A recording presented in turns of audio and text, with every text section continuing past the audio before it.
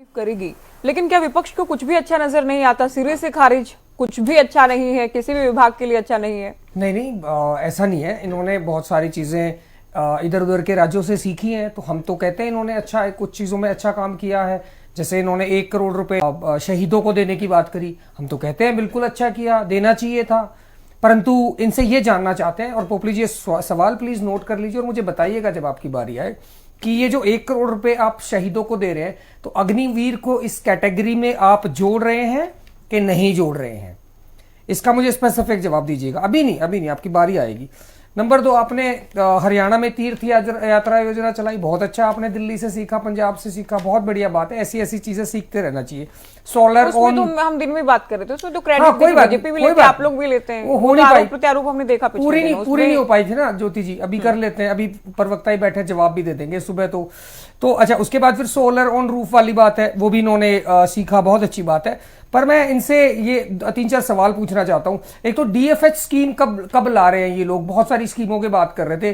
Depth free Haryana, ये कब लेके आ रहे हैं? इन्होंने हरियाणा को जो कर्जे में ला दिया है, डीएफएच स्कीम कब ये लॉन्च करेंगे? बजट पे जब हम बात करते हैं, तो हम जब बजट के बारे में इमेजिनेशन करते हैं और किसी भी चीज का जब हम बजट बनाते हैं, तो और सरकार स्पेसिफिकली जब सरकार कोई बजट बनाती है, तो शेडो होती है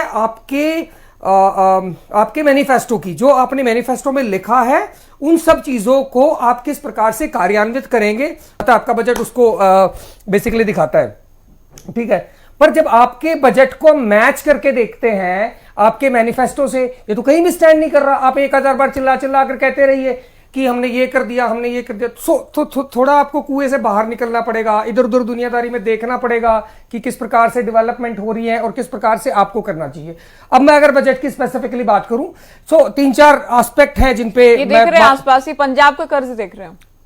एक बार हरियाणा के बजट पे बात कर लेते हैं ज्योति जी। पंजाब के बजट पे आप डिस्कशन करेंगे, हम खुल के बात करेंगे। आप जब तारीफ करते हैं अपनी पार्टी की कि 1 करोड़ में तो हमारी नकल की है, तो कर्ज को लेकर भी बात करें। हाँ, कर लेंगे, उसमें भी कर लेंगे ज्योति जी। वो पोपली जी पूछेंगे, मैं उनको बताऊंगा, कोई दिक्कत नहीं है। मैं एक बार इस पे थोड़ा बोल लेता हूँ, मेरे को टाइम, मुझे पता है कि पोपली जी को बहुत ज्यादा मिल गया, मेरे को थोड़ा। शिक्षा की हम बात करते हैं। शिक्षा का बजट जितना पिछली बार था, लगभग 10-11% के आसपास, उतना ही आज है। कौन सा शिक्षा का बजट इन्होंने बढ़ा दिया? मैं पोपली जी से सवाल पूछना चाहता हूं। दूसरा स्पेसिफिक सवाल ये है, 16% बढ़ा है? नहीं, बिल्कुल नहीं बढ़ा है 16%। पिछली बार की राशि के मुकाबले इस बार 16% बढ़ा है। पिछली बार के बजट में से कितना फीसद लगा इस बार के बजट में, वो आपका कहना है? हाँ, तो मैं जो बात कर रहा हूं, जो बजट था पिछली बार के टोटल बजट का, वो 11% था। आज भी वो 11% है, थोड़ा बहुत ऊपर नीचे हो सकता है। तो पोपली जी से स्पेसिफिकली पूछना चाहता हूं कि जो हरियाणा में स्कूलों के इंफ्रास्ट्रक्चर का बेड़ा गर्क हुआ पड़ा है, उसको इंप्रूव करने के लिए आपने इस बजट में कोई भी प्रावधान क्यों नहीं करा?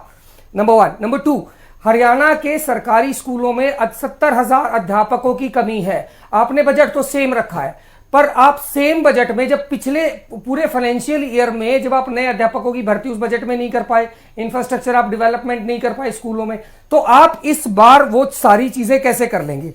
उससे अगली बात, आपका मैनिफेस्टो कहता है कि आप 25 लाख लोगों को कौशल के अंडर ट्रेंड करेंगे। 25 लाख लोगों को 500 करोड़ रुपए लगाएंगे, ये आपका मैनिफेस्टो कहता है। पर अभी आपका बजट पता है क्या कह रहा है? कि आप 60,000 लोगों को कौशल की ट्रेनिंग देंगे। मैं आपसे पूछना चाहता हूं, मेरा तीसरा स्पेसिफिक सवाल है आपसे, और तीसरा स्पेसिफिक सवाल यह है कि पिछले फाइनेंशियल ईयर में आपने कितने लोगों को कौशल के अंदर ट्रेंड करा?